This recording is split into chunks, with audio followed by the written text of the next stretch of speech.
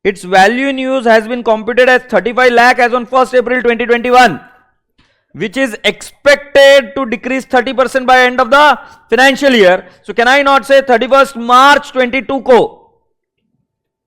35 minus 30%, 24.5 आ रहा है क्या? मैं शायर तो नहीं, 30 कहां दिया था मैंने? 30% कहां से लिया साला? अच्छा, एस्टिमेटेड सेलिंग प्राइस है. सो एस्टिमेटेड नेट सेलिंग प्राइस कितनी है बेटा जी? 30 माइनस 6, 24 है क्या? बट हमारा वैल्यू इन यूज का रिकवरेबल अमाउंट का फॉर्मूला क्या है हमारा? Recoverable amount is higher of value in use और net selling price, whichever is higher. Selling price तो 24 है, वैल्यू इन यूज कितनी है बेटा जी? 35 और minus 10.5, 24.5. So whichever is higher? What is higher? 24.5. So बेटा जी कैन आई नॉट से मेरा रिकवरेबल अमाउंट इधर कितना आ जाएगा? बोलो ना. 24.5. क्या ये क्लियर हुआ क्या? सो 24.5 हुआ तो उन्होंने ऊपर कर दिए मेरे को 24.5. क्यों? क्योंकि हमने 60 माइनस 24.5 हमने इंपेयरमेंट प्रोवाइड किया 35.5. ये मैं आपको सॉल्व करके दिखा दूं. कारण ताई गेली येता, ताई म्हणते रे येड्या काय बोलायला लागलाय तू, तुला कळतंय काय? चला लिहून घ्या ताई. तुम्हाला कळतंय ताई? चलो रहने थोड़ा यार, मेरे को डर लग रहा है. मैं लिखा के देता. अरे लिख ले यार, कहाँ अभी लिख लेते. Carrying amount of asset as on 31st March 2002. और अगर गाली दी तो खुद को गाली देना, क्योंकि फाउंडेशन का पढ़ा रहा हूं मैं भी, तो पहले खुद को गाली दो. 1/4/2001. सर फिर आपको गाली दे सकते? नहीं, फिर भी नहीं दे सकते. बुक वैल्यू कितनी है भाई? Question bug. फिर क्यों नहीं दे सकता भाई? झंडू तू नहीं कर रहा, मैं क्या करेगा? सो 500 माइनस 415, ये थी का 5.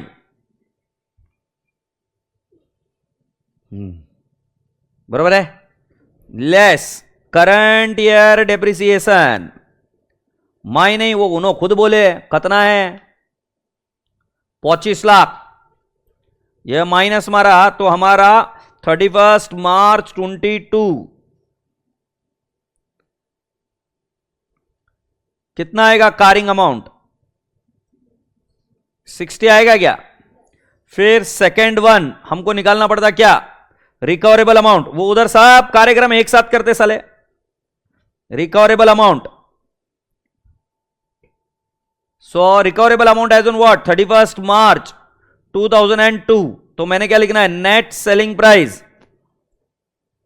पिल्लू कितना है रे?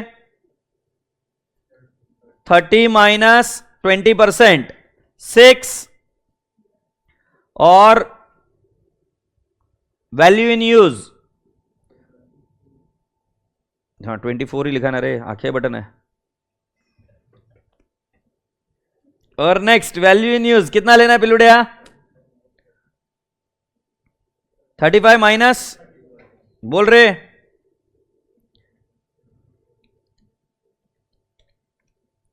24.5 क्या? So recoverable amount is higher of the above. Recoverable amount is higher of about 24.5. बरोबर है. फिर उसी के नीचे बोलता मैं impairment loss. Impairment loss carrying amount कितनी है? 60 minus 24.5 is equal to what? 35.5. अरे 60 कैरिंग अमाउंट थी ना यार, और रिकवरेबल अमाउंट तक लेके आना है तो कितना उड़ाना पड़ेगा? 35.5. सो मैं लिखता है third revised carrying amount as on 31st March 2022 is equal to, क्या वैल्यू थी मेरी? 60 माइनस 35.5 कितना आ जाएगा? 24.5. अब तो समझ में आया क्या ये? आगे बढ़े पिल्लू. सो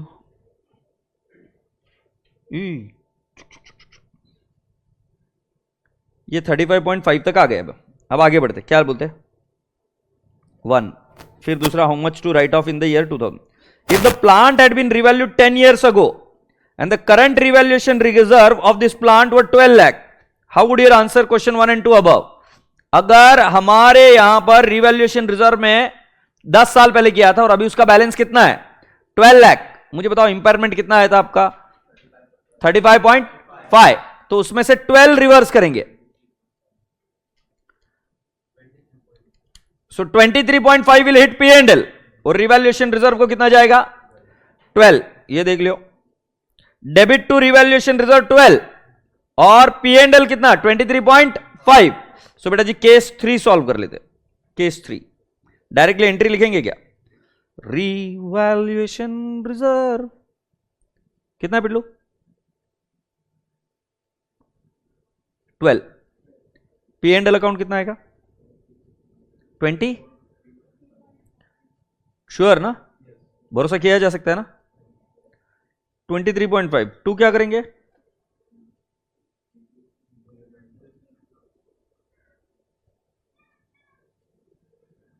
टू इंपेयरमेंट लॉस, या असेट भी बोल सकता हूं है ना,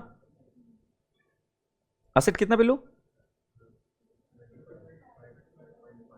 35.5, you have been amazing so far, doing a great job you see. Shall we now proceed. बेटा अभी और अगला केस बोला हुआ इसमें, the value in use was 0 and the enterprise were required to incur a cost of 2 lakh to dispose of the plant, what would be your response? बेटा value in use 0 है तो हमें क्या करना पड़ेगा, पूरा इंपेयरमेंट करना पड़ेगा, तो असेट तो पूरी रिवर्स होगी, बट AS 29 के हिसाब से अगर आपके ऊपर प्रोविजन क्रिएट करना मैंडेटरी है, डिस्पोज ऑफ करके जाना पड़ेगा ऐसा बोला है, तो आपको क्या करना पड़ेगा, प्रोविजन की भी एंट्री करनी पड़ेगी। तो मैं आपको 2 एंट्री सिखाता हूं। आपकी बुक वैल्यू कितनी थी,